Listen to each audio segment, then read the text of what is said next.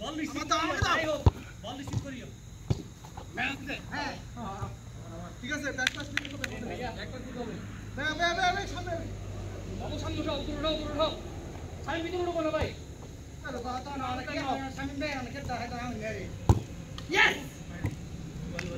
good ভাই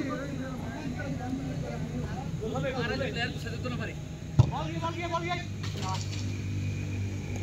আরে player সাথে তো না পারি স্বামী বল ফেলে ভিডিও করে ভালো দেখি দে